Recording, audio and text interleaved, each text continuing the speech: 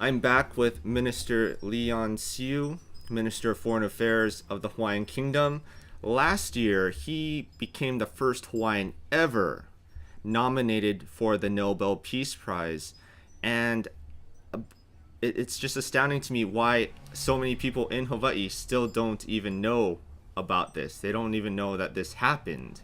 It wasn't really published in the mainstream media here in Hawaii. So I wanted to take the time to ask Minister Siu about this nomination and why and what he was nominated for. Okay. As I mentioned in an earlier episode, I do a lot of work with other people who are aspiring for independence as well. And one of those countries is West Papua. West Papua is considered right now as part of Indonesia, although they have a very strong argument that they really aren't. But this is how the world sees them. In a way, it's similar to our situation with the United States and Hawaii. However, so West Papua has been gaining some traction in its independence movement, and they've gained quite a bit of support from the Pacific Islands, from other nation states that are United Nations members in the Pacific, have actually decided to support West Papua's move for independence. Now, when I say their struggle has been going on for quite a number of years, and there has actually been a lot of violence in their struggle. So that's over 500,000 West Papuans have been killed over the last 40 years in their struggle for independence.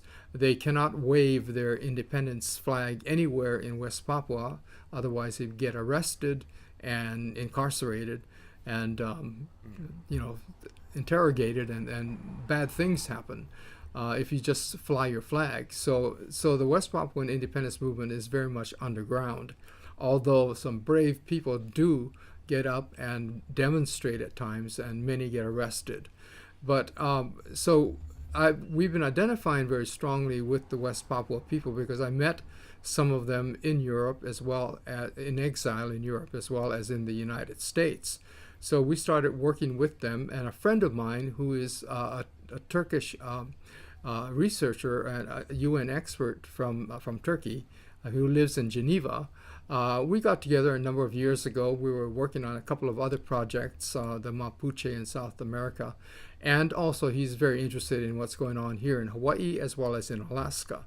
So he's been very helpful to that. But we decided that we would assist the West Papua people by publishing, or actually by submitting a petition to the Fourth Committee of the General Assembly. And in that submission, we basically outlined the case for the independence for West Papua. And it's a very strong case. And the only thing that's blocking it is Indonesia and its refusal to allow any kind of self-determination to happen in West Papua.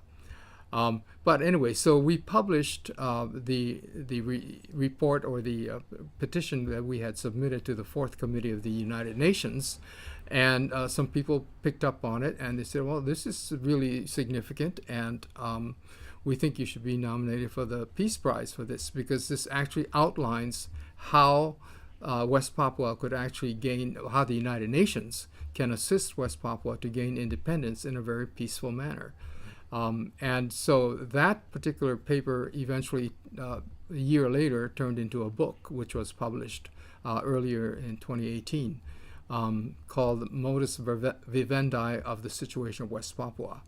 So that's why I was nominated. It was for the work I've done for West Papua. Now, as a follow-up, I still am continuing to work with the West Papuan movement, and they have become much more prominent, not only at the UN, but they're all over the world now in major cities, demonstrations and things like that for the independence for West Papua.